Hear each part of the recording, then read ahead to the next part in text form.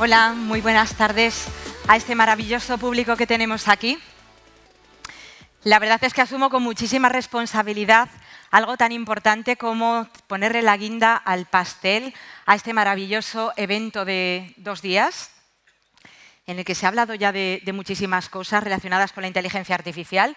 Yo hoy voy a hablar de muchas cosas relacionadas con la tecnología, pero sin hablar apenas de la tecnología, es decir, asumiendo la tecnología como algo invisible.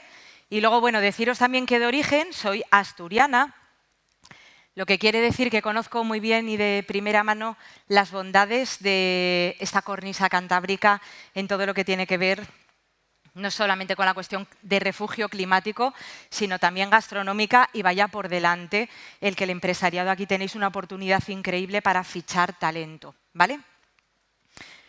Bueno, yo a lo que me dedico es ayudar a empresas de todo tipo, pero bueno, más con foco en la gran corporación, en todo lo que tiene que ver con el desarrollo del talento y el preparar a las empresas y a las organizaciones para el futuro en todo este tipo de cambios. Y bueno, lo que quiero hacer hoy en este ratito que tenemos por delante es poner mi experiencia a vuestra disposición. Una experiencia de, bueno, ya más de 20 años, tengo que decir, y bueno, me había pedido la organización que no dijera demasiadas cosas de futurista, porque bueno, sí que me interesa mucho todo lo que tiene que ver con el mundo de la perspectiva estratégica y el diseño de futuros, pero sí que os voy a pedir que me dejéis hacer un poco de futurista, aunque solo sea un poquito, y luego lo que sí que tengo preparadas son 5 claves concretas, sobre todo pensando en clave de los líderes. ¿Vale? Yo sé que hay muchas personas directivas aquí, propietarios de empresas, y bueno, me gustaría poner a vuestra disposición esos ejemplos concretos que de verdad que espero que os ahorren miles de euros en consultoría y que confiéis un poco en este destilado que he tratado de hacer como si fuera con un alambique gallego para sacar el orujo, las gotas de lo que verdaderamente importa, que paradójicamente, como ya podréis imaginaros, tiene bastante que ver con lo humano. Bueno, arranco con esta fotografía. Bueno, aquí continúo solamente un poquito con el tema del miedo. Como sabéis, vivimos en tiempos de enorme complejidad y policrisis. Se ha hablado muchísimo de inteligencia artificial. Espero que hayáis tomado notas, porque luego yo lo que os voy a proponer es maneras concretas de poder poner todo esto en marcha.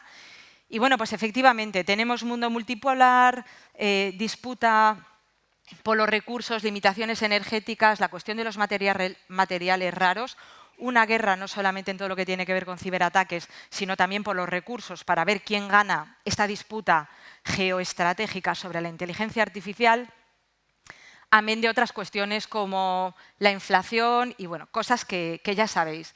Es decir, que nos lo han puesto bastante facilito. Hay que decir que nada de esto es nuevo, ¿no? No vamos a venir en plan, bueno, y ahora de repente la disrupción. O sea, en realidad el cambio nos acompaña desde que los seres humanos somos seres humanos, pero aquí un poco lo que vemos es que lo que se transforma es la magnitud del cambio, es decir, más tecnologías, cada vez en menos tiempo, unas se amplifican a las otras y ello lo que hace es que tenga un efecto amplificador. De tal manera que algunas tecnologías que llamamos fundacionales, y son fundacionales porque están en la base y precisamente el superpoder que tienen estas tecnologías es que van a modificar todo lo demás. Aquí se ha hablado muchísimo de inteligencia artificial. Hay otra cosa también a la que tenemos que prestarle mucha atención, que es la cuestión de la computación cuántica. Recuerdo hace un par de años en un foro de banca que me habían llamado para hablar de tendencias y les hablaba de la cuestión de la criptografía en la era postcuántica. Decían, creo que Mónica, creemos que aquí te has pasado un poco de frenada contando esta historia y bueno, ya vemos que apenas un par de años más tarde esto es un tema bastante serio que va a afectar a la seguridad.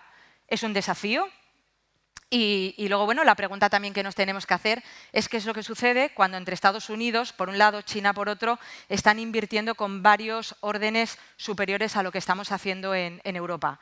Tengo que decir que hay un banco que además está muy relacionado con este territorio, aquí en España, que está liderando una iniciativa muy importante al respecto.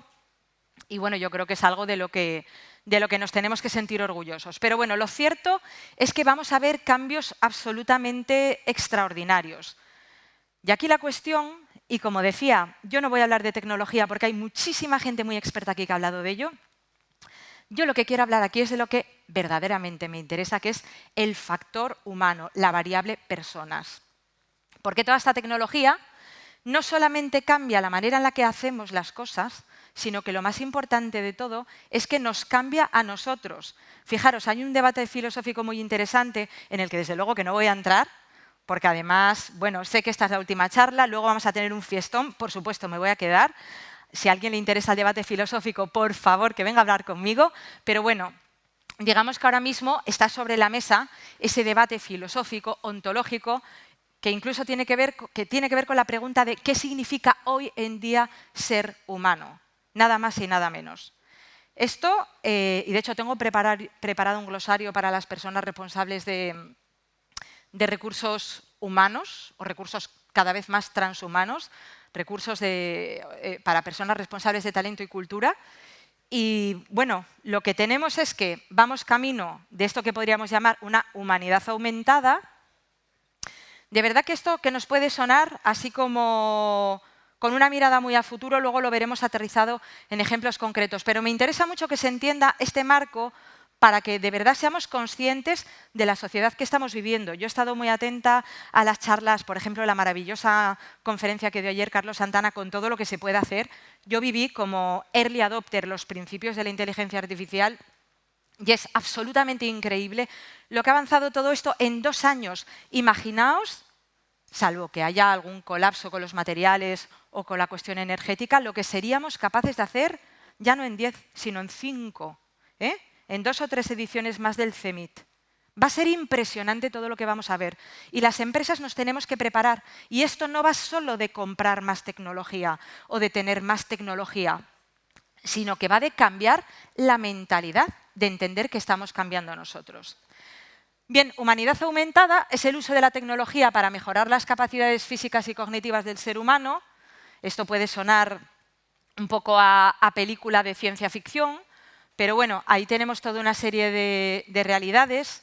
Bueno, todo lo relativo, por ejemplo, al antienvejecimiento es tendencia total y absoluta. Si a alguien le gusta un poco seguir, bueno, y sobre todo en el mundo health tech. Edición genética, biología generativa, por ejemplo, prótesis. Bueno, ¿quién no va a utilizar o a ponerse una prótesis si es que de repente se le estropea una rodilla? De hecho, yo se lo decía a mi abuela, en asturiano, por supuesto, abuelita, tú ya eres una cyborg. ¿Y qué es eso? Bueno, es que tú ya eres biónica, tienes la rodilla y tienes la cadera, es decir, mi abuela ya es un cyborg, ¿no? Desde luego que si tenemos algún problema importante, no vamos a dudar desde el punto de vista médico a que nos pongan un implante cerebral si de repente pierdo mi memoria. Vamos a estar totalmente abiertos a este tipo de innovaciones. ¿Dónde está la frontera entre lo que es terapéutico y lo que es el mejoramiento? Esto va a ser un debate ético fascinante a lo largo de los próximos años. Yo no voy a entrar aquí porque sale un poco fuera del objetivo de mi conferencia, pero os lo quiero dejar porque todo esto lo vamos a ver, ¿no? Hay una parte de mejoramiento físico y luego hay una parte de mejoramiento cognitivo que a mí en este foro de hoy es el que más me interesa, que tiene que ver con esta parte de la inteligencia artificial. Es decir, somos seres humanos que nos llevamos mejorando con la tecnología. Tampoco es de ahora desde que salió ChatGPT.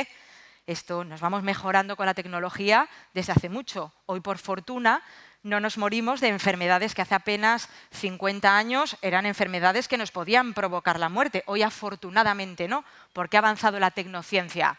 Pero nos vamos mejorando cognitivamente. Ahí tenemos la inteligencia artificial y esta metáfora que me parece interesante, que es que no se trata de que de repente venga a sustituirte un robot y cosas de esas que se escuchan por ahí, sino que lo que tenemos es una especie de fuerza que nos ayuda, que nos incrementa, nos aumenta, extiende nuestras capacidades. Fijaos que yo lo que he puesto ahí es un centauro, y si os fijáis, en el centauro la cabeza sigue siendo humana. Es decir, hay un ser humano al mando y la tecnología lo que hace es que nos presta una ayuda.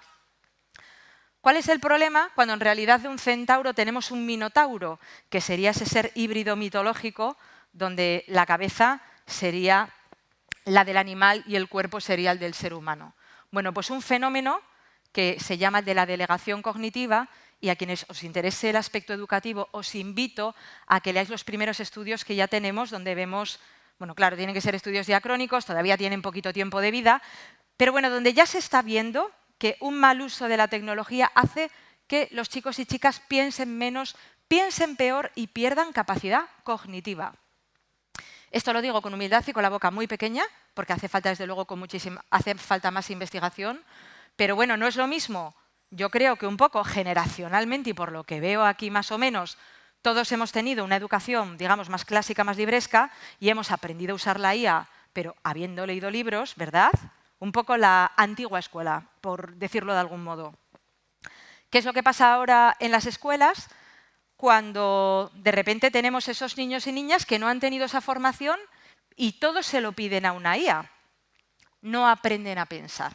¿Vale? Entonces, ahí lo quiero dejar porque todo este asunto de la delegación cognitiva es un temazo. De hecho, salía yo en un artículo hablando del concepto que me ha parecido interesante de aristocracia cognitiva, de que si realmente no somos capaces de prestar atención a todo esto, llegará un momento en que solamente serán capaces de pensar bien unos pocos. Y eso no lo queremos, ¿verdad? Estamos totalmente de acuerdo. Bueno, sigo avanzando con algunas ideas frente a todo esto. Pues hay gente que se imagina el futuro en plan Black Mirror, todo es horroroso, que viene Terminator, los robots nos van a quitar el trabajo. Bueno, yo aquí quería decir que hay muchísima gente que vive de la industria del miedo, muchísima gente diciendo todo este tipo de cosas. Yo confío muchísimo más en nuestra capacidad como humanidad para innovar y para todo esto enfocarlo de manera apropiada. Pero bueno, sucede lo mismo que con el cotilleo y con el clickbait en los medios de comunicación, y es que sabéis cómo funciona el cerebro humano. Y lo que pasa es que lo malo nos atrae más la atención, es verdad. ¿Qué funciona más? ¿Los documentales que nos cuentan historias de amor maravillosas? ¿O la chicha, los dramas, los thrillers? ¿Qué nos llama más la atención? El cotilleo, ¿vale? Pero que esto no nos nuble, que no nos nuble las cuestiones verdaderamente importantes. Yo no creo que vaya a venir ningún Terminator a terminar con la humanidad, aunque obviamente hay una parte regulatoria importante y hay importantísimos debates éticos, en los que, por cierto, ya estamos. Además, Europa en este sentido en la vanguardia. Pero bueno, hay otras maneras de entender un futuro, gracias a la tecnología, donde podamos trabajar mejor, podamos trabajar menos horas, podamos ser más eficientes. Y luego algo que para mí es importantísimo, que es el salir de esa mentalidad de la suma cero, en el sentido de hay una tarta y si yo me como un trozo de esa tarta te la quito a ti. No, estamos viviendo en un mundo con unas oportunidades increíbles, donde lo que podemos hacer es eso que llamaríamos un juego de suma positiva, generación de abundancia.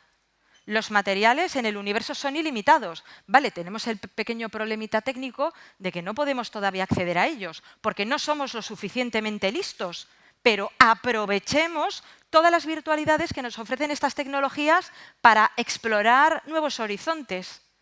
Yo, por lo menos, si me tengo que posicionar, que al final, como todo en la vida, cada uno tiene su perspectiva, pero ese sería un poco mi posicionamiento. Aquí un ejemplo de otros muchísimos que nos podríamos encontrar, de AlphaFold, de DeepMind, que predice el plegamiento de proteínas y consigue en apenas 2 horas el trabajo equivalente a 15 años o 20 años de carrera de un doctorado especializado en este campo, incrementando la productividad por 1.000.000.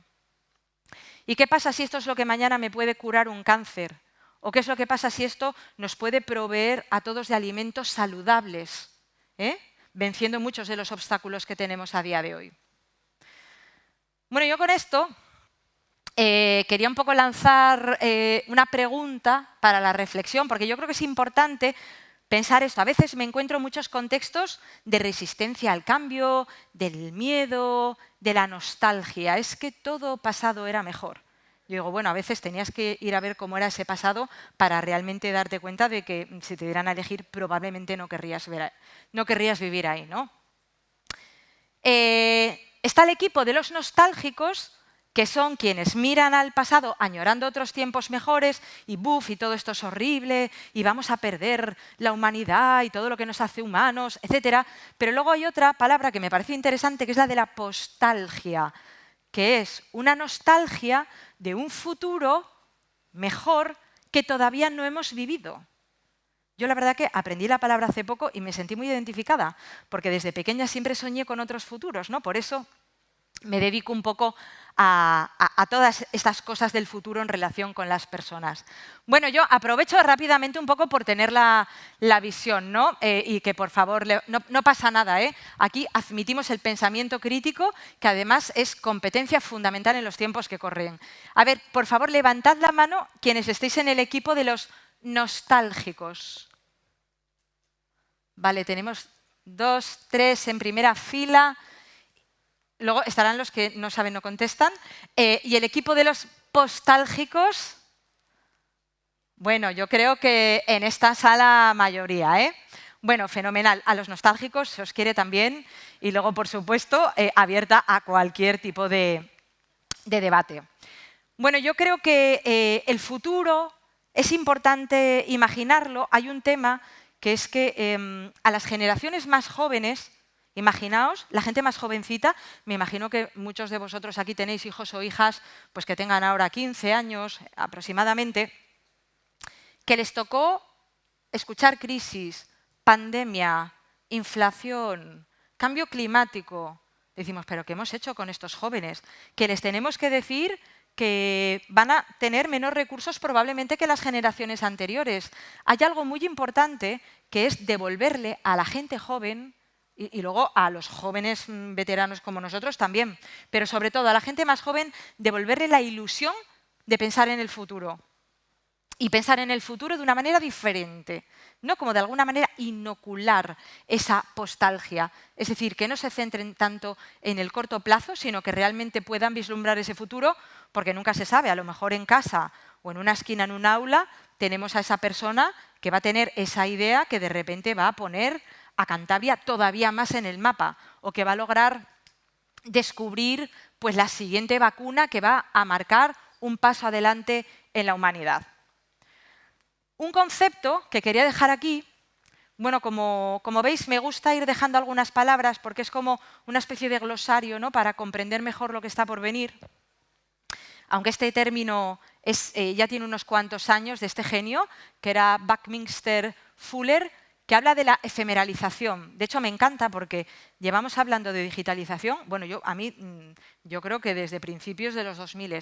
Y la digitalización de no sé qué, y la digitalización de no sé cuánto. Y entonces la gente se cree que es gastar muchísimo dinero en tecnología. Yo, bueno, creo que había comentado algo. Trabajo mucho con organizaciones, con grandes organizaciones matriciales, complejas. Ahí es donde está el rock and roll y la diversión, porque es todo muy difícil. Siempre hay muchos líos, muchas agendas ocultas. Y es como, venga, y ahora vamos a digitalizar para que la gente colabore. ¿Qué vamos a hacer? Vamos a gastar millones en poner una tecnología colaborativa. Y no voy a decir nombres, ¿vale? De tecnologías para no generar ningún tipo de susceptibilidad. ¿Qué es lo que pasa? Se gastan los millones, ponen la tecnología y ¿qué cambia? Nada. Pues sí, la cuenta bancaria. Hay unos cuantos millones menos por las inversiones realizadas. La tecnología por sí misma no cambia nada. Si los seres humanos no cambian, si las mentalidades, las competencias, la manera en la que trabajamos no cambia, nada cambia. Podéis coger la licencia del GPT, el GPT-O, el Manus, lo que queráis. Si no hay algo que cambie en vuestro equipo, si no hay curiosidad, si no hay un contexto de aprendizaje, nada va a cambiar. En cambio, esta idea de la efemeralización, y de nuevo, perdón por el palabra, me parece precisa porque dice algo que yo creo que aclara mucho. Y es que hay una tendencia de los seres humanos con la tecnología a lograr más funciones y eficiencia con menos recursos y materiales, es decir, hacer más con menos. Hay muchos ponentes, muchos, que dicen, bueno, pero al final no se van a perder puestos de trabajo. Es cierto, y luego lo mostraré, según datos del Foro Económico Mundial, que tampoco es que tengamos que pontificar, es una fuente más, que dice bueno, que va a haber una rotación como del 20%. Se perderán algunos y se ganarán otros, por lo menos en un escenario de aquí a 2027. Pero bueno, la tendencia, y todos los que tenéis empresas sabéis perfectamente de qué os hablo, es hacer más con menos. Esa es la tendencia. Es decir, que cuando hablamos de digitalización, hablamos de esta idea de la efemeralización. Fuller, que tenía esta perspectiva científica, lo que nos dice es que se busca la optimización continua en el diseño para maximizar funcionalidad invirtiendo el mínimo de materia.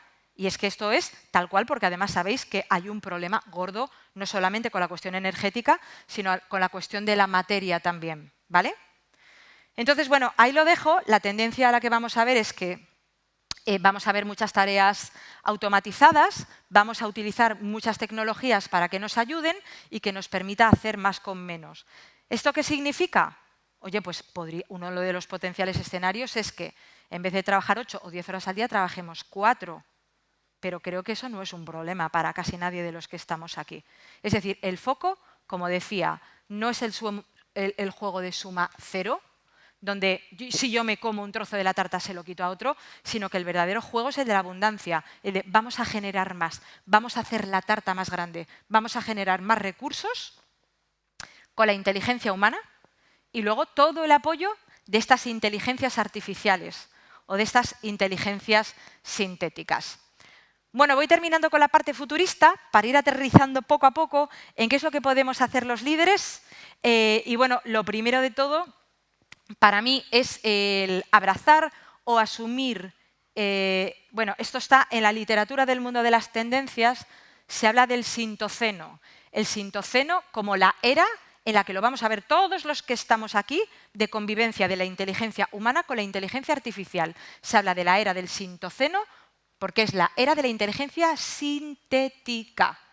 Bueno, ayer los ejemplos eran alucinantes, viéndoles a Nalman. Va a llegar un momento en que va a ser muy difícil discernir qué ha sido hecho por un ser humano con respecto a qué no ha sido hecho por un ser humano. Y llegará un momento en el que en realidad a nadie le importe demasiado, o que tenga una importancia tal como que uno tenga los ojos azules y el otro tenga los ojos de color marrón, ¿vale? Bueno, pues lo primero es asumir que estamos entrando ahí. Algunos hablan del antropoceno al sintoceno. Ahí lo dejo un poco como tema de inspiración. ¿Qué más cosas tenemos que hacer los líderes?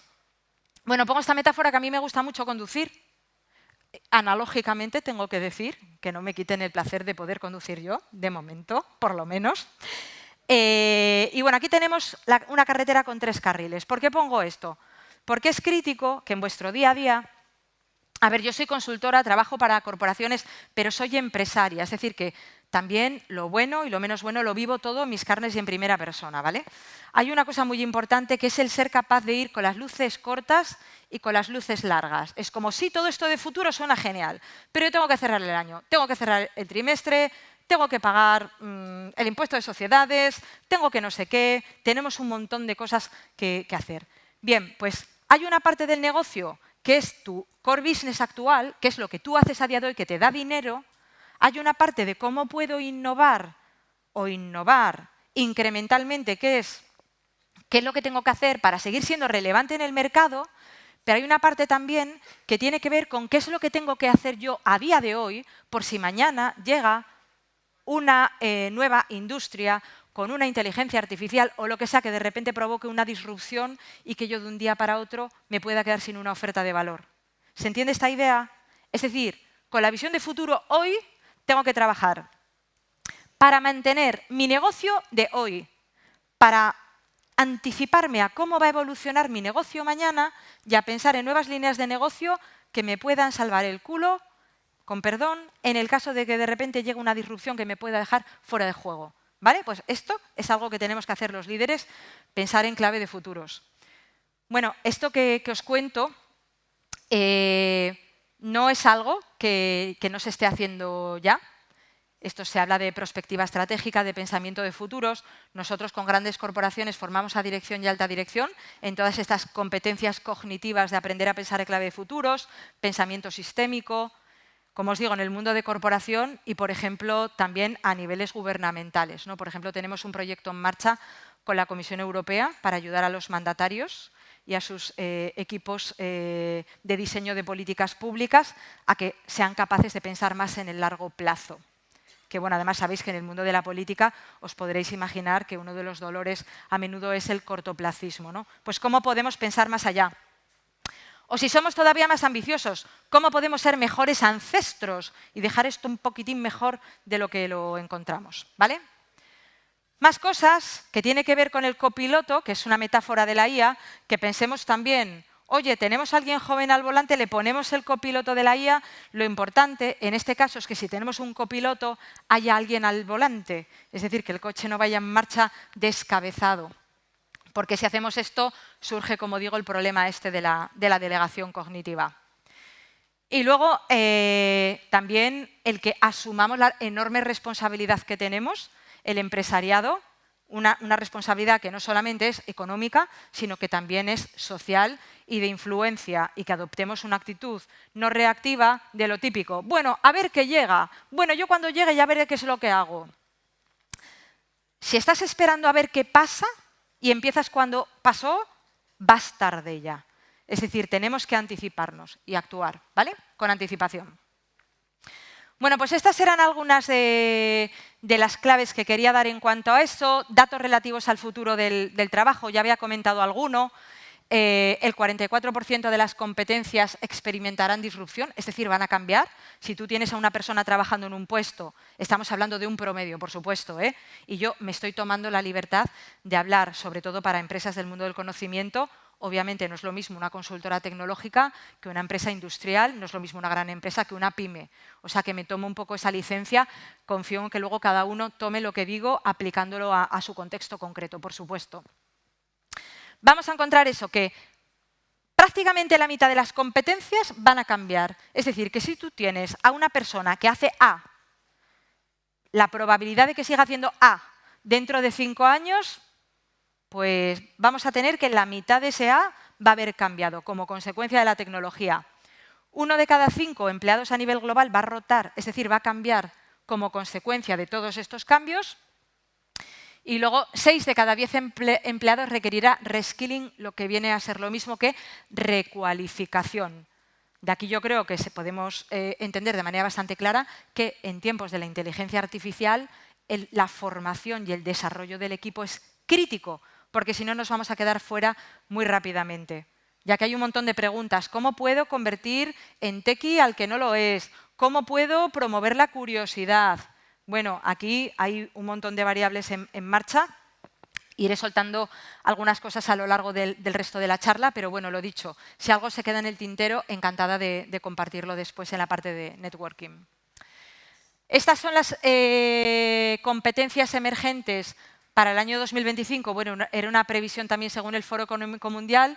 Fijaos qué cosas que, esto es interesantísimo, en la era de la inteligencia artificial, las principales competencias más importantes son las que tienen que ver con las competencias cognitivas. Si veis ahí, pensamiento analítico, resolución de problemas complejos, pensamiento crítico. Imaginaos que la gente empieza a darle duro al GPT, a hacer copy-paste en las presentaciones y que no tiene la capacidad de pensamiento crítico para hacer un fact-checking de si lo que se dice es cierto o no. Ha salido un estudio también, muy reciente, de la semana pasada, de la cantidad de dinero, lo que pasa es que no se le quiere dar de momento mucha publicidad, que se estaban gastando las empresas en corregir los desastres de ChatGPT. En plan, alguien que le da el brief al ChatGPT, lo cojo, lo pego a una presentación y luego quien lo tiene que corregir, el tiempo que le lleva. O sea que estamos ahí. Competencias cognitivas, que son las de color azul, fijaos, esa es la clave. Luego las tecnológicas, desde luego que también. Y entre medias tenemos aprendizaje activo y estrategias de aprendizaje. La competencia de aprender a aprender, en este caso. De favorecer la curiosidad, de que no digas como alguna vez de no, yo esto no lo hago porque es que está fuera de lo que pone la descripción de mi puesto, de la relación de puesto de trabajo. Sí, esa que se hizo en los años 80. O sea, ese tipo de mentalidad, como no la modifiquemos, tenemos un problema grande, además de la falta de flexibilidad que ya tenemos en general. Hay otro tema también. Habitualmente la mayor parte de los perfiles eran perfiles con un talento en forma de I o de palo, especializados. Esa fue la película que nos contaron a prácticamente todo el mundo. A mí me decían, tú estudia, dale duro, empieza de becaria, luego de técnica o de analista, luego de gestión un equipo, luego no sé qué, es decir, una carrera siempre vertical y especializada en un único campo. A ver, los especialistas siguen siendo muy necesarios, pero la cuestión es, ¿qué creéis que es más fácil a día de hoy? ¿Sustituir a una persona hiperespecializada o a una persona que sea un poco más multidisciplinar? Pensando en clave de la IA. ¿Qué creéis? Lo segundo, la persona más polifacética, multidisciplinar. ¿Sí? Bueno, eso sería un debate, depende del nivel de especialización, pero el asunto es que las tareas que son más hiperespecializadas son más fáciles de automatizar, porque son tareas más concretas. Es decir, la complejidad está en conectar los puntos y sobre todo el que seamos capaces de poner a funcionar un conocimiento que ya tenemos en campos distintos. La tendencia es, y la tendencia de mercado es, ir fichando a gente, primero, que es especialista, luego que es especialista y tiene la capacidad de aplicar ese aprendizaje en contextos distintos y que luego va incrementando o poniendo verticales de especialidad consecutivamente, hablando de talento en forma de pi o talento en forma de peine.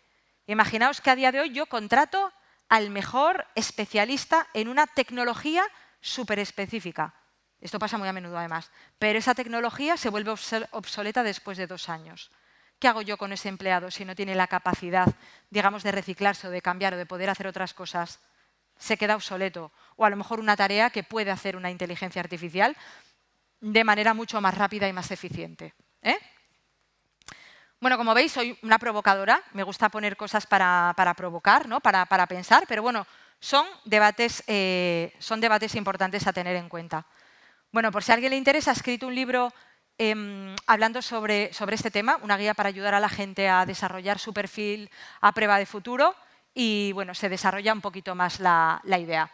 El caso es que vamos a ver montones de trabajos que a día de hoy prácticamente no nos podemos ni imaginar. Y aquí, volviendo a citar a Sam Altman, en este caso es real la cita, no es un fake, no es algo creado por inteligencia artificial y básicamente lo que nos viene a decir es que básicamente la mayor parte de los trabajos que no requieran de una conexión emocional profunda van a ser hechos mejor y más barato por una inteligencia artificial. Igual hoy todavía no estamos ahí, pero bueno, yo creo que la realidad, aunque nos duela, aunque nos dé miedo, aunque nos provoque una especie de resistencia, pero la realidad y todo apunta a que esto va a ocurrir. Obviamente, todo depende de factores regulatorios, es decir, hay toda una serie de variables que están ahí, pero bueno, la gran tendencia global es esta, sin duda alguna. O sea que como líderes más nos vale prepararnos, ¿vale? Bueno, pues voy allá ahora con 5 supercompetencias. Bueno, me había puesto como objetivo no utilizar demasiados anglicismos. Digo, venga, 5 power skills. Y yo, no, venga, vamos a ponerlo en castellano, que es una lengua maravillosa. 5 supercompetencias o metacompetencias para estos líderes que lideran, que gestionan esos equipos aumentados, es decir, equipos que gestionan tecnologías, ¿vale? Bueno, y a partir de aquí, 5 claves. Os digo de verdad que vais a decir, pues esta no nos ha contado prácticamente nada de tecnología. Me remito a la cita anterior. Lo verdaderamente importante es lo que tiene que ver con la cuestión de la conexión con otros seres humanos. Por eso voy a centrarme en lo que me interesa ahora mismo, que es la parte de la persona, de los equipos y de los seres humanos. Como digo, 5 claves. Ojalá alguien me hubiera contado a mí esto hace 15 años.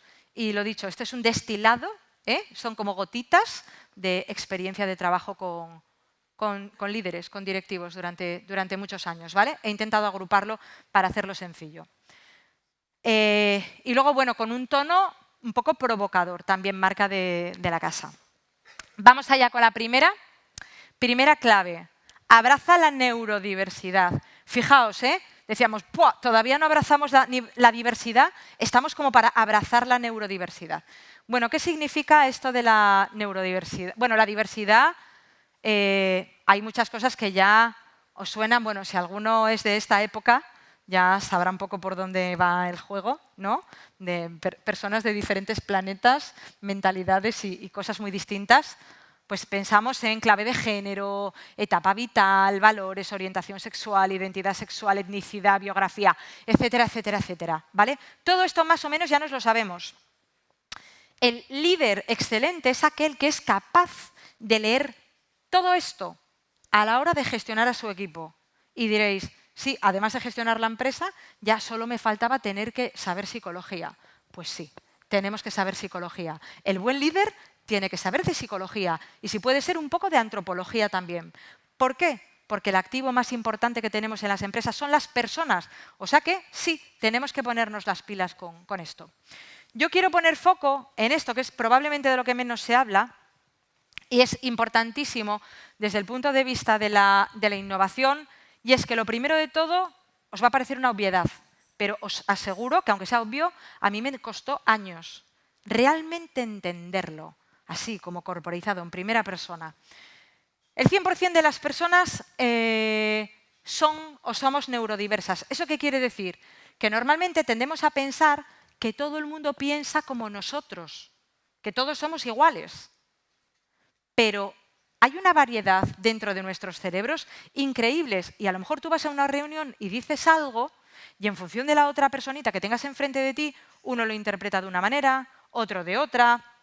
Uno a lo mejor pues tiene un temperamento muy impulsivo, otra persona quizás es un poco neurótica, otra persona tiene un estilo hiperanalítico, a lo mejor la otra es muy emocional, lo que sea. Todas las personas somos neurodiversas. Si no entendemos eso, no vamos a ser capaces de tener equipos excelentes, ¿vale?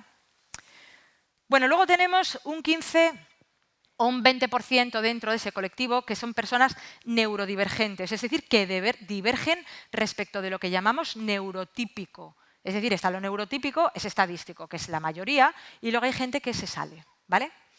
Por poner 3 ejemplos, un neurodivergente sería una persona con altas capacidades, dependiendo de cómo lo conceptualicemos, entre un 2 y un 15% de la población. O sea que fácilmente podría haber aquí 50 o 60 personas, contando así un poco por lo alto. Por ejemplo, todo lo que tiene que ver con el autismo sería una forma de neurodivergencia o el déficit de atención con hiperactividad. Por ejemplo, habría otras muchas. La dislexia, discalculia. Yo hace años, bueno, siendo directora de recursos, hace muchos años, antes de fundar yo mi empresa, fui directora de recursos humanos y contratamos a una tipa que era espectacular directora de cuentas, pero tardamos un tiempo en darnos cuenta de que tenía discalculia. Imaginaos una persona que gestionaba proyectos y el Excel y, bueno, en su cerebro ya era una tía que no podía ser más lista y más comprometida.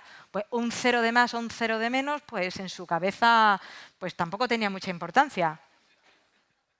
Imaginaos el asunto de cara al CEO, ¿no? De la cuenta. ¡Ay, se me ha escapado un 0! Bueno, sí, pero es que has pasado 1 millón a 10 millones. Bueno, discalculia, dislexia. Hay un montón de neurodivergencias de las que los líderes, como nadie nos cuenta esto, pues no somos conscientes, ¿vale? Yo lo quiero dejar aquí porque hay mucha gente que a veces se siente rara. Decir, es que cuando yo hablo no me entienden. O es que pues para contar aquí yo doy el salto, pero tengo que contarlo todo como a pasitos porque si no, no me siguen. O de repente me quiero quedar a trabajar en casa porque me molesta el ruido de la oficina o el movimiento. Hay toda una diversidad de cerebros y de verdad lo digo de manera muy apasionada porque llevo años trabajando en esto y el asunto es que muy a menudo podéis tener en vuestros equipos a esa persona que podría estar marcando la diferencia. ¿Sabéis lo de la ley de Pareto? Y esto es así, esto es estadística. El 20% de la gente va a generar el 80% de los resultados. Al otro 80% los tienes que tener también, porque todo el mundo es necesario, todo el mundo tiene que aportar el prisma. Pero puede ser que tengas a esa persona que no la estés viendo porque esté ahí de alguna manera oculta, que no le estemos dando las oportunidades. Y os puedo decir que la mayor parte, por ejemplo, de las personas con altas capacidades en las empresas se van porque no tienen un contexto de trabajo personalizado donde poder aportar su valor. Y muchas acaban trabajando como freelance, por ejemplo, o montando sus propios negocios. O sea que desde aquí quiero hacer un llamamiento a que tengáis en cuenta esta cuestión de la neurodiversidad y que hay un fenómeno que se llama el masking o enmascaramiento, donde hay mucha gente que se tiene que poner una máscara para poder, digamos, sobrevivir al día a día y porque tiene miedo a poder mostrarse como realmente es. Hay mucha gente, y me imagino que lo sabréis también, muchas bajas, cada vez más también por cuestiones de salud mental, a medida que se incrementa el nivel de conciencia. Bueno, pues somos más conscientes también de este tipo de cuestiones, ¿vale? Gente que se tiene que poner una máscara para poder ir a trabajar. Si queremos ser referentes, si queremos innovar, si queremos marcar la diferencia, es importante de verdad que tengamos esto en cuenta. ¿Vale? ¿Sí? Bueno, este es un reportaje en el que tuve la suerte de aparecer en El Mundo hace 2 semanas, creo, o 3 semanas, hablando un poco de todo este asunto y, bueno, haciendo el énfasis en que no se trata de tener más información, sino de ser capaz de tomar decisiones inteligentes con ella más allá de lo evidente, ¿no? Es importante que nos fijemos en estas personas que tienen la capacidad de ver la realidad de una manera distinta. Y además, pensad, el tema es, si nuestros productos son diversos, que van a la gente diversa, porque en la sociedad la gente es diversa, cada uno es de su padre y de su madre, todo el mundo es diferente. Necesito que mi equipo sea diverso también. Una vez, por ejemplo, tuve que hacer un proceso de consultoría a una empresa con un CEO, ¿sabéis? Este rollo del CEO tecnológico de súper concienciado con el tema del talento, de no, esto es tan importante que lo quiero hacer yo. Yo soy CEO y Chief Talent Officer. ¿Y qué era lo que hacía este señor? Que no tenía mucha formación al respecto, pues él tenía, por personalidad, un carácter muy extrovertido e hiperactivo, podría decir, y entonces, ¿qué era lo que hacía? Hacía los procesos de selección y los que no eran como él no le gustaban y fuera. ¿Qué pasó? Después de un tiempo tenía un carajal montado en la empresa que no os quiero ni contar. Lo primero de todo, si tienes a una especie de influencer, relaciones públicas hiperactivo en el área de administración, pues la contabilidad puede ser un festival. ¿Se entiende un poco la idea? Es decir, es necesario que contemos con esta diversidad dentro de los equipos y que todos los perfiles son necesarios, pero tenemos que ser capaces de afinar la mirada, de verlo, de cuidar y de desarrollar a ese talento con esas capacidades. ¿Vale? Y luego, bueno, como dice este señor, Richard Branson, el mundo necesita una fuerza de trabajo neurodiversa para ayudar a resolver los grandes problemas de nuestro tiempo. Es decir, necesitamos esa miríada de visiones diferentes y también en las empresas. Bueno, sigo avanzando. No hay innovación sin neurodiversidad. El líder que... Bueno, aquí quiero dar alguna pauta concreta, ¿vale? Que ya es un poco como desgranar lo anterior. El líder que abraza la neurodiversidad promueve la personalización del trabajo y que la gente pueda vivir sin máscaras, atrae y fideliza a equipos diversos que logra mejores resultados porque obviamente se fijan los objetivos y los resultados que queremos lograr y en la medida de lo posible dotando a los equipos de autonomía y luego entiende que hay diversidad dentro de la diversidad y que cada ser humano es único e irrepetible. Es decir, tenemos que recuperar esa visión humanista de decir, todos los que estamos aquí somos personas especiales, únicas e irrepetibles por toda la enorme combinación de variables que hay dentro de nosotros y de nuestras biografías y que nos hacen únicos y todos importamos y todos sumamos. Bueno, vamos allá con el segundo consejo. El líder promueve la experimentación y el aprendizaje continuo. Aquí quería mencionar la cuestión de la incertidumbre. Tenemos que tomar muchísimas decisiones en incertidumbre y cada vez más, es decir, con información incompleta. Yo si tengo una empresa de retail, pues entre el coste de las materias primas, la cuestión logística, si la guerra, si qué pasa aquí, qué pasa en el otro lugar del mundo. Es decir, es muy difícil tomar decisiones hasta tal punto que la salud mental de los líderes se ve resentida. Se habla también de un fenómeno que se llama la soledad del líder, hasta tal punto que nosotros trabajamos también en este tipo de cosas, ¿no? De cómo poder hacer redes de apoyo, sobre todo para líderes que tienen grandísima responsabilidad y que tienen que tomar decisiones difíciles en incertidumbre, es decir, cuando la foto está incompleta o cuando la foto está borrosa. Algo importante es el entender que no podemos resolver lo que es complejo o incluso lo que es caótico con recetas simples. Imaginaos típica historia de una gran corporación. Bueno, es que además tal cual, eso lo tengo en mi mesa ahora mismo. Tenemos que implementar la inteligencia artificial y además el agilismo y tenemos una estructura compleja y no sé qué y no sé cuánto. Vale, ¿y entonces qué es lo que queréis? No, buenas prácticas. Es como, ¿en serio buenas prácticas sobre esto? O sea, a lo mejor puedes ver una práctica innovadora, pero tú no puedes utilizar una receta en algo que no es lineal. Hombre, si voy a construir un avión o un reloj, pues sí, porque pongo una tuerca aquí, otra tuerca allá, soplo aquí, le meto no sé qué y el reloj funciona. Pero cuando hablamos de una estructura compleja, como es una organización, las recetas no nos sirven. Es por eso que tenemos que encontrar otras maneras diferentes de implementar. Bueno, estoy contando algo que daría para mucho como en pinceladas, pero tiene que ver con la necesidad de implementar la cultura de la experimentación. Cuando hablamos de la experimentación en la empresa, no es porque de repente queramos montar un parque de atracciones o poner futbolines o cosas de esas, no, estamos hablando de algo muchísimo más serio que tiene que ver con mirar al futuro, que tiene que ver con la complejidad y que tiene que ver con resolver problemas para los que no tenemos todavía toda la información, ¿vale? Bueno, pues, ¿qué es lo que hacen los líderes que promueven la experimentación y el aprendizaje continuo?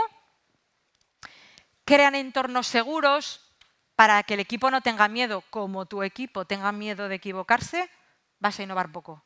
Es decir, obviamente, como todo, si se tienen que equivocar, que por favor se equivoquen en algo que sea pequeño y que nos cueste poco dinero, ¿no? Pero tenemos que crear esos entornos de experimentación, esos sandbox. ¿Qué más cosas? Crea espacios de seguridad psicológica, promueve el intercambio de ideas y permite que la gente se exprese en libertad. Libertad de expresión, importantísimo. No os querría ni contar la cantidad de gente súper innovadora que conozco en grandes organizaciones que no innova porque no soporta a sus jefes, porque dice, yo ¿para qué voy a dar mis ideas si nadie me las va a reconocer? O yo ¿para qué voy a poner mis ideas si nadie me las va a pagar?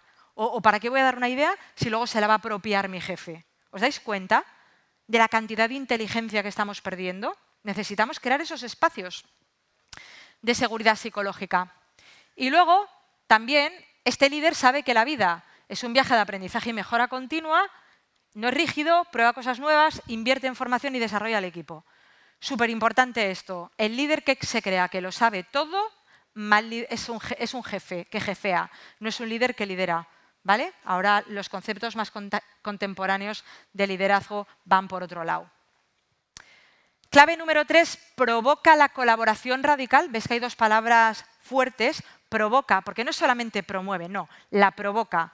Y colaboración, no de cualquier manera, sino colaboración radical. Es como, sí, vamos a colaborar. ¿Y qué hacemos? Pues ponemos Teams. Ya, pero luego tu sistema de incentivos sigue premiando que los de un departamento se peguen con el otro, que la gente no comparta la información. ¿Os dais cuenta de que realmente lo importante es este factor humano y es en lo que realmente tenemos que intervenir? Aquí tenemos estructuras jerárquicas, estructuras más colaborativas. La tendencia que tenemos es a ir aplanándolas y sobre todo a quitar esas capas intermedias que, bueno, pues que tienen menor capacidad de aportar valor y normalmente vamos hacia estructuras más planas y más colaborativas con todos los desafíos que tienen muchos, vaya por delante. Lógicamente, no es lo mismo una empresa tecnológica de creación de producto que una gran empresa de procesos industriales. Por eso digo, por favor, tomadlo de manera que lo podáis aplicar, ¿no? a cada uno a su campo. Pero la tendencia es cada vez a colaborar más porque la colaboración nos permite el crecimiento y bueno, la competitividad. Hay ocasiones en las que no está mal la competitividad, pero el problema es que hay uno que gana y el otro pierde. Y eso nos lleva un poco, como digo, a esa mentalidad de la suma cero. Es de ver un tamaño demasiado pequeño. Bueno, quiero comentar otra cosa que tiene que ver con el tamaño de los equipos. Aquí, bueno, como podéis ver, en un equipo, esto tiene que ver con la comunicación. En un equipo de 3 hay 3 líneas comunicativas, en uno de 5 hay 10, pero en un equipo de 10 ya hay 45. La capacidad de que haya un teléfono escacharrado, un conflicto, un corre ve y dile, un lo que sea. Bueno, ya, si hablamos de equipos de 14 personas, 91 líneas que nos conectan. Las tendencias, y sobre todo si queremos innovar, se encuentran en ir hacia equipos de trabajo lo más pequeños posibles y autónomos, como si fueran células o squads. Esto es muy habitual en todo lo que tiene que ver con el agilismo. ¿Vosotros utilizáis Agile en vuestras organizaciones? Sí, levantad la mano si estáis más o menos familiarizados o si utilizáis Agile. Bueno, algunos de vosotros, por ahí veo una luz azul. Vale, bueno, es que a veces se confunde digamos, la transformación de la cultura de las organizaciones con el Agile, ¿vale? Ahí hay distinciones importantes que hacer al respecto.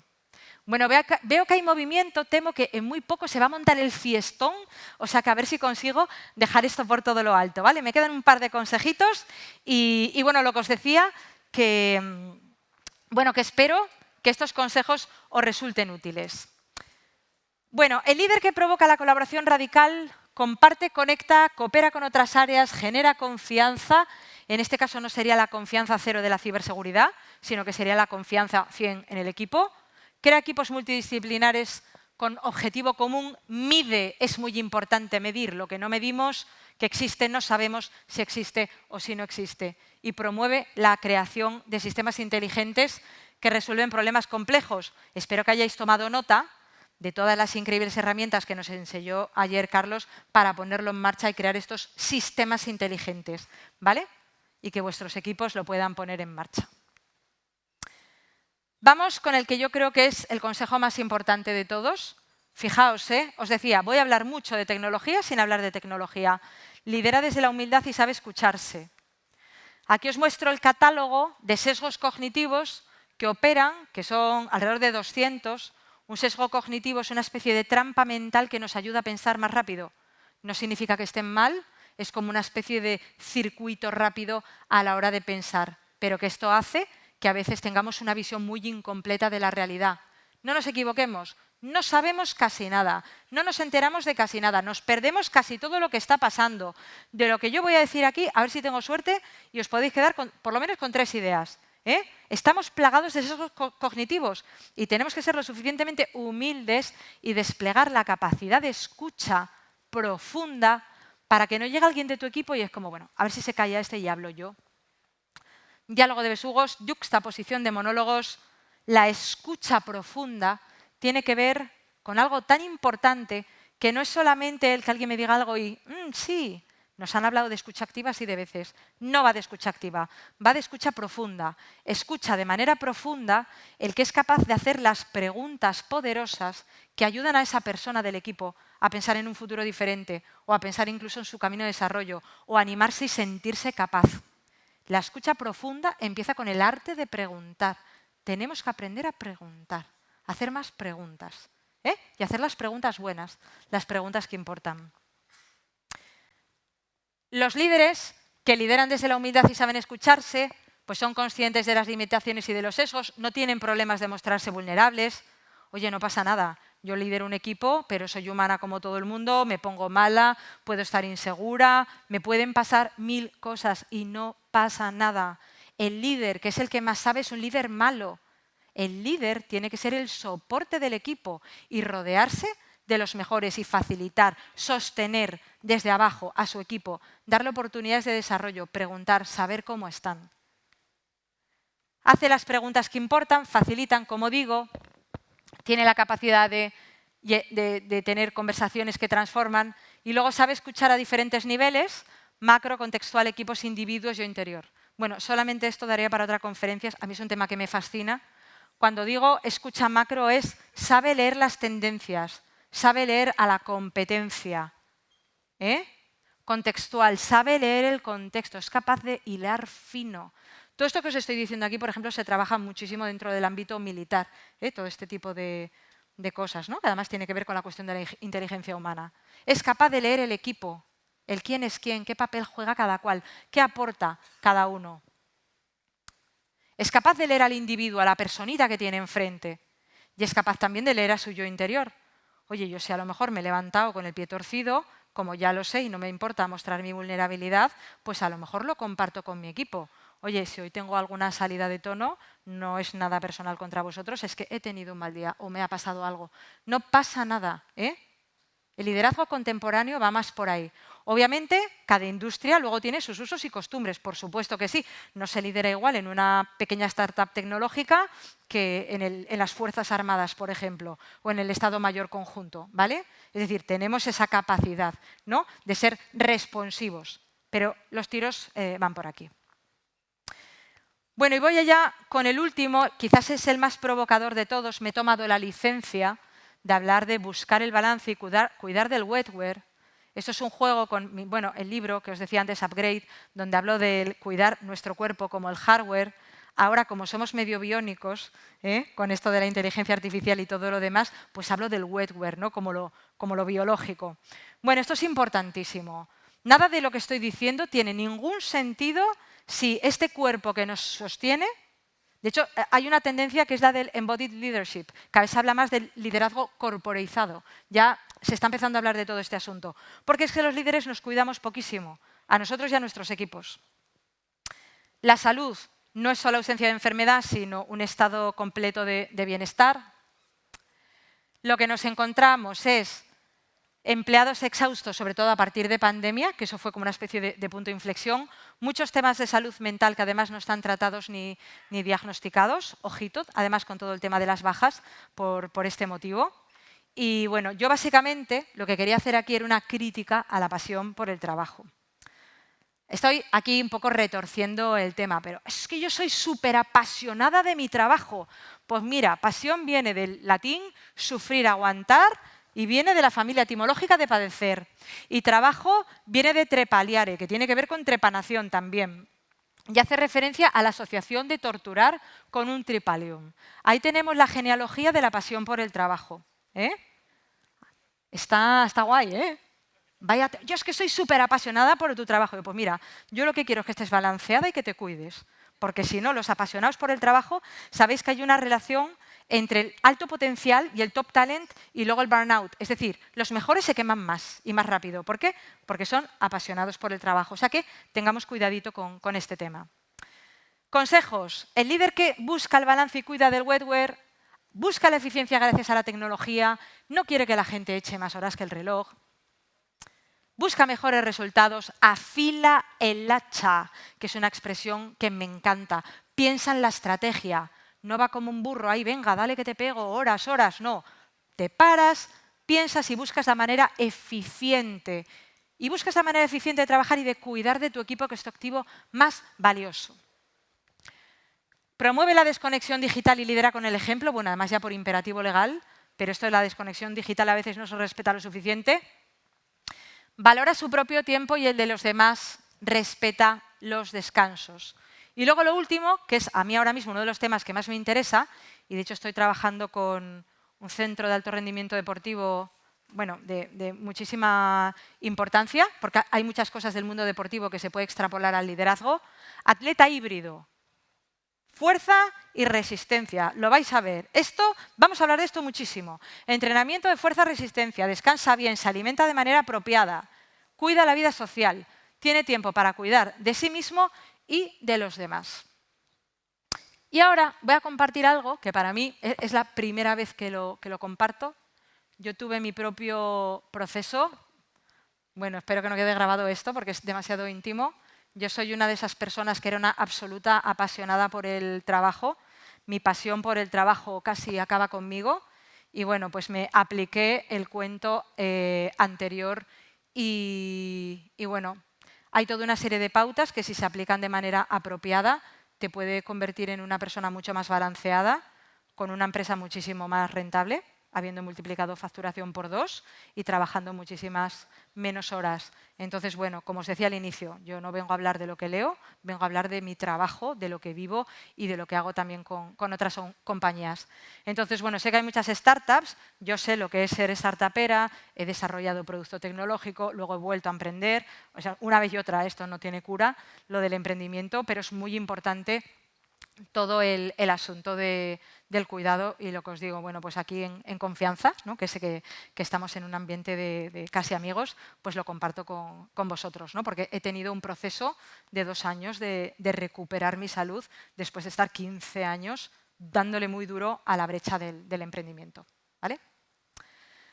Bueno, quería compartir con vosotros algo, también una noticia fabulosa de la que me enteré la semana pasada en la presentación de un libro de un muy buen amigo mío sobre neuroderechos que me dijo, pues Cantabria es el referente a nivel europeo de la promoción de una ley para proteger los datos cerebrales. Entonces, bueno, ya que estoy aquí, quería aprovechar la ocasión para felicitaros por esta iniciativa que pone a Cantabria no solamente en el mapa español, sino en el mapa de Europa, ¿vale?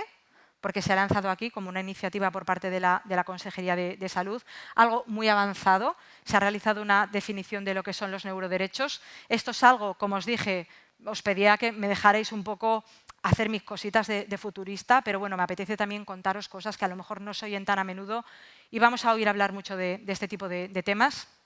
Porque además, como dice el gran Rafael Yuste, el acceso a la mente humana es la última frontera de la privacidad. Y esto para mí forma parte de esta quinta clave que yo os proponía en todo lo que tiene que ver con la cuestión del cuidado de nuestros cuerpos y del cuidado de nuestros equipos. Ojo con la cuestión de la privacidad y de la emergente también economía de la intimidad. Bueno, aquí os dejo un resumencito, ¿vale? Por si le queréis sacar una foto, ahí lo tenéis un poco más o menos a modo de compilación de todo lo que he ido contando, ¿vale? Bueno, a modo de epílogo, a modo de brevísimo epílogo, lo que os quería decir es que, y volviendo también a la cuestión de la gente más joven, todos y cada uno de nosotros tenemos la capacidad de influir sobre el futuro, tenemos capacidad de agencia y tenemos que recuperar esa ilusión de pensar en positivo y de todos los escenarios maravillosos y de todo lo que vamos a poder lograr como humanidad si ponemos a trabajar nuestro talento amplificado con esa tecnología. ¿Podemos tener una mentalidad fija de la de me rindo fácilmente, he fallado, pues ya está, yo no soy bueno en esto, no entiendo nada, evito los desafíos?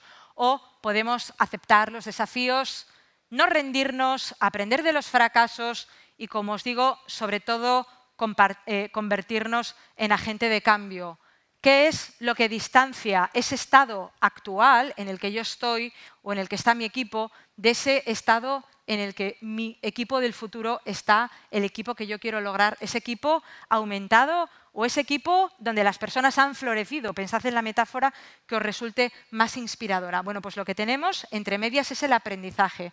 O sea que desde aquí quiero pues lanzar este mensaje de que nunca dejéis de aprender, no dejéis de compartir, de colaborar, de conectar. Ahora vamos a terminar, vamos a tener un fiestón, aprovechar para compartir, para preguntar al otro, para aprender los unos de los otros y luego para seguir construyendo este proyecto maravilloso de Green Valley, que además yo, como mujer norteña que soy, lo voy a seguir siguiendo muy, muy de cerca.